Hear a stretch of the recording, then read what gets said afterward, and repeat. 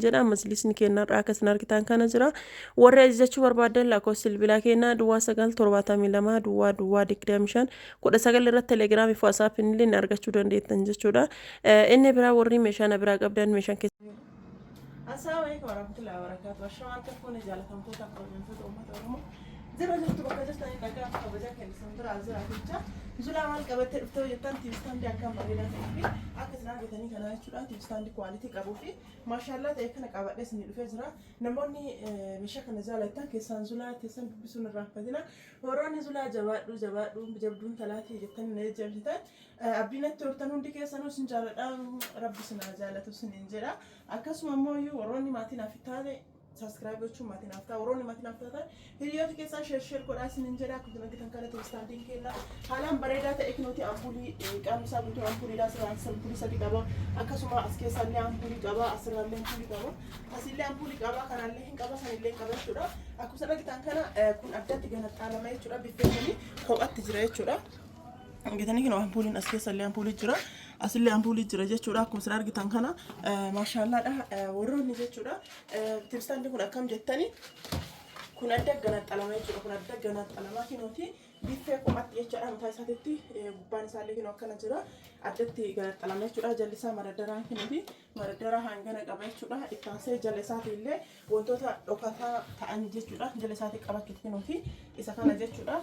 Kunillee akkasuma jechuudha. Kinooti gama cinaa tokkotti illee akkasuma kan akkasii ofirraa qaba jechuudha. Kinooti madaddara akkasuma immoo madaddara hagana qaba jechuudha. Madaddara mastaawutii sanuyyuu walirraa kan fagaatee fi bal'aa akka ta'e qaba jechuudha. Akkasuma jalaallee balbala lama kinoo akkana kana qaba jechuudha. Tiivistaandii haalaan guddaa ta'ee fi tiivistaandii saddatti jedha jechuudha. Inni kun asirraa kaasee hanga asitti kophaatti jechuudha. Argitanii achirraa kaasee hanga asitti kophaatti jechuudha. Bakkeen televizyiiniin taa'u kinoo kana jechuudha.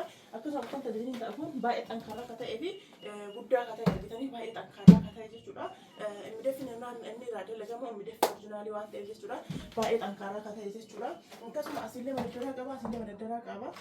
Geexaageexii barbaadan hababa waan barbaadan kaa'achuu danda'anii waan walirraa ol fagaatuu fi as keessaan itti gadhiifaa jechuudha. Ampuuliin as keessaan gadhiifu meeshaatti hanga jalaa mul'isa jechuudha. Sunillee akkasuma asinillee ampuuliin waan jiruuf jecha ampuuliin as keessaan mul'ata jechuudha. As keessaan kan mul'ata jechuudha. Asinillee akkasuma jechuudha. As biraallee ampuulii qaba garaa keessa kanaan jechuudha. Asinitti illee mul'achuu baate malee asinillee ampuulii qaba. Ampuuliin kaa'achi keessa gadi kun martuu oriijinaalii makkaneeta. Ampuuliin kun ampuulii baay'ee kwaalitii taate ampuulii akkanaa ta'e jechuudha. Akkuma isin argitan kana maashaallah akka ta'e jechuudha. Hedduu bareedaadha maashaallah. Biyaas as keessa yoo barbaadda waan wayii kaa'achuu ni dandeettanii waan mana bareechisu geexii wayii jechaadha. Itaansee masaabadha. Masaabaan isaa basharataa ta'e ta'e yookaan kiisni isaa jechuudha. Sadii jechuudha. Kunuuti kiisa sadii qaba maashaallah akka ta'e. Tiivistaandii akkaan bareedaa ta'ee fi tiivistaandii kwaalitii kanaa namoonni hajamtanii keessaan dhuftanii na dubbisuu hin dandeettan jechuudha. Lakkoofsi bilbilaa keenya kan yeroo hundaa isin kennuu hin irraanfanne duwwaa 972 duwwaa 25 irratti yeroo jettan gabaanuma nu argachuu dandeettanii tiivistaandii akkaan bareedaa ta'ee fi maashaallah ta'ee tiivistaandiin kun tiivistaandii baay'ee guddaadha jechuudha. Televizyiinii hanga H43 isinii qabataa tiivistaandii baay'ee guddaa ta'e achi olillee isinii fuudhuu danda'a jechuudha. Baay'ee guddaadha walumaa galatti jechuudha. Asii achi bal'inni isaa meetira 2 fi saantii 40 akka ta'e baay'ee guddaa akka ta'e tiivistaandii baay'ee guddaa fi meetira 2 fi saantii 40 jechuudha. Hedduu guddaadha. Misaala argitan kana maashaallaadha. Namoonni isa kana jaalatanii barbaadan goota keessan dubbisaa isin jenna. Meeshaa akkana kwaalitii kanneen yeroo hundaa zulaa teessan biratti ni argattu isin jedha. Ittaansee soofaa yookaan majlisa isin argitan kana majlisni kunillee kan nama biraati. Majlisni kun akkuma isin argitan kana gubbaa isaarratti fireemidha jechuudha yookaan muka jechuudha. Akkuma isin argitan inni kun boondidii oriijinaalii miti garuu haa ta'u malee kan duraan hojjetaa turre saniin adda jechuudha. Maaltu adda isa godhoo jettan isinillee argaa jirtanii ofii keessanii kinooti gubbaa geexii kanaan bareedee faayamee jira jechuudha. Akkasuma gatiilleen kan duraatiin garagara inni kunillee garagara garuu gatiin isaa immoo boondiidhaa gadi jechuudha. Boondidii irra qannasa. Haa ta'u malee garuu kwaalitii san caala kan duraa san caala jechuudha. Akkuma isin argitan kana boondidii oriijinaalii sanillee gahuu baatu garuu kan ni caala.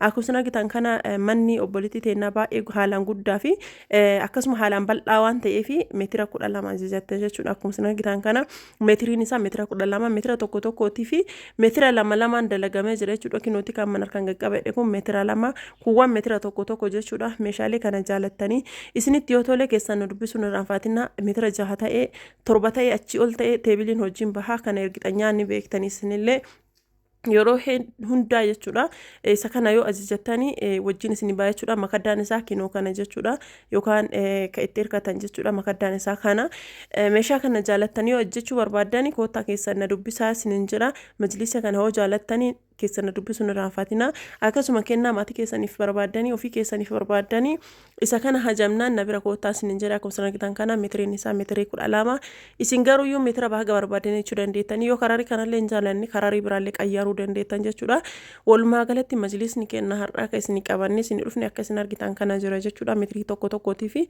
meetira lama ka dalagame walii galatti meetirii 12 jechuudha inni argaartan kuni meetirii 12 jechuudha nam tokko saloona kiyyaaf hagamtu nagaa salooniin kiyya bal'aadha jettanii akkanatti gimmitiin isaa beekamuu danda'u yoo mattaaran malee isin jira warroonni meetira 6 ajajattan lakkaatiin barbaachisu mara koon qabu isiniif gala warri achi ol ta'e garuu mana keessan lakkaa isin jira majlisni kenna har'aa akka isin argitan kana jira maashaallah hedduu bareeda jechuudha baay'ee bareedaadha nama hedduutu boota kanattuu namni hedduu laalee namni hedduu jaalatee jira jechuudha isinillee yoo jaalattan lakkoofsa bilbilaa yeroo hundaa gubbarra isinii kaa waan ta'eef keessan dubbistanii ajajachuun ni dandeettanii isin jedha warroonni meeshaa kana hajamtan warroonni jaalattanii kootaati keessan jedha isinillee isinii baa jira keessattuu warri meeshaa akkanaa kana jechuudha majlisa lammaffaa kana jettanii akka kaawwanii hin turu sababni isaa dafee isinii baa jechuudha maaliif jennaanii akka kaawwanii waan hin baay'anneef jecha kuuwwan isin jalaa turawwan akka meeshaa farniicharaa meeshaa mana keessaa akkasuma majlisa boondii oriijinaali kunniin isin jalaa turu mala inni kun garuuyyuu hin turu guyyaa 15 irraa kaasee guyyaa 20 ji'a bira hin darbonni fedhee yoo galee ji'a bira hin darbu jechuudha ji'a asitti baha malee warroonni akkuma kaawwanii seetanii lash jettanii akkas guutuun turu isin jedha viidiyoon kiyyaarraa kana fakkaata waan hagammana dhageeffattaniif hedduu nagalatooma isin jedha hanga viidiyoo biraatti walitti deebinutti nagaatti horaa bulaa